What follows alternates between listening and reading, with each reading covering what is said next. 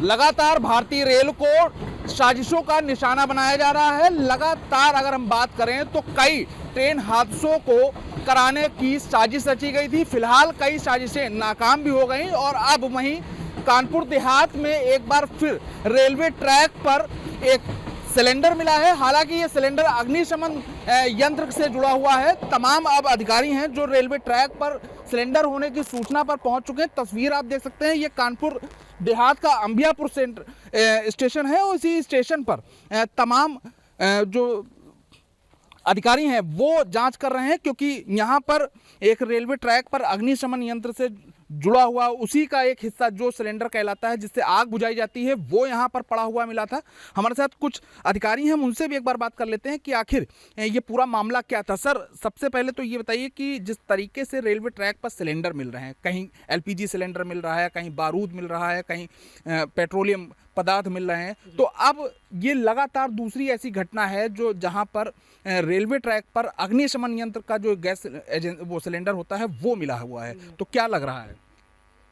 ये तो जांच का विषय है। हर चीज़ को और हर जगह को एक जगह माने सम्मिलित नहीं किया जा सकता है एक तरह से।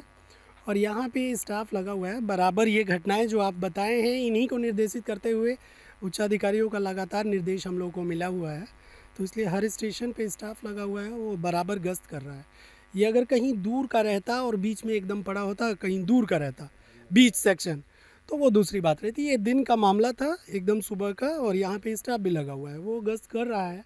अब वो चूँकि डाउन की ट्रेनें गुजरी हैं उस समय और किसी से गिरा है, और उसके बाद जो अगली ट्रेन आई है तो फिर पता चला, उसने बताया है, फिर अपना जाके उठाया गया है। अच्छा, ये दूसरा मामला है। इससे पहले कानपुर में पुष्पक एक्सप्रेस के सामने भी ऐसा ही एक अग्निशमन यंत्र पड़ा हुआ मिला था। अच्छा, इसके टकराने से क्या कोई हादसा हो सकता है, कोई नुकसान हो सकता है, क्या लगता है आप लोगों को? हादसा इसके टकराने से वो अब कुछ वैसा हादसा तो नहीं होगा इससे, ठीक है। वैसे ये एक इंडिकेशन है ना। अब अगर आप इसको इंडिकेट करने लगो कोई अपना हो सकता है, वैसे इससे हादसा इससे कोई वो नहीं है, हादसा नहीं है।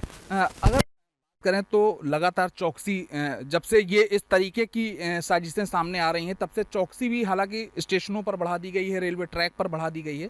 तो क्या लगता है कि ये जो है ये ट्रेन से गिर गया है या इसे किसी ने फेंक दिया होगा? किस तरीके से अंदाजा लगा दें? अब ये स्पष्ट हम नहीं कर सकते कि ट्रेन से गिर गया है कि किसी ने फेंक दिया है। वो जांच का विषय है और जांच उपरांत ही हम आपको कुछ स्पष्ट कर सकते हैं कि ये कैसे गिरा है या क्या हुआ।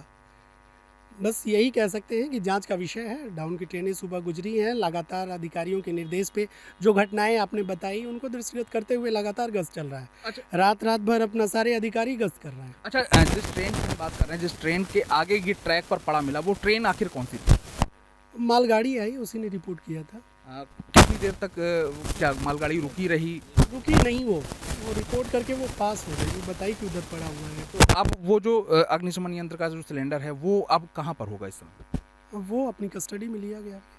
तो फिलहाल जो अधिकारी हैं वो ये इस बात की तस्दीक कर रहे हैं कि जो रेलवे ट्रैक पर अग्निशमन यंत्र से जुड़ा हुआ सिलेंडर मिला है जिससे आग बुझाई जाती है, वो उसे कब्जे में ले लिया गया है। फिलहाल इसे कोई साजिश से नहीं जोड़ा जा रहा है, लेकिन एक बड़ा सवाल है कि कानपुर में भी इसी तरीके से रेलवे ट्रैक पर यानी कि पुष्पक ट्रेन जब निकल रही थी तब इसी तरीके का एक अग्निशमन यंत्र रेलवे ट्रैक पर पड़ा हुआ मिला था, और उसके बाद आज फिर कानपुर देहात के अंबियापुर रेलवे स्टेशन पर एक अग्निशमन यंत्र पड़ा मिला है। हालांकि इसे साजिश का हिस्सा नहीं मान रहे हैं अधिकारी, लेकिन एक बड़ी साजिश कहीं ना कहीं अभी भी चल रही है। आखिर जो सिलेंडर ट्रेन के अंदर होना चाहिए था वो ट्रेन के बाहर कैसे आया?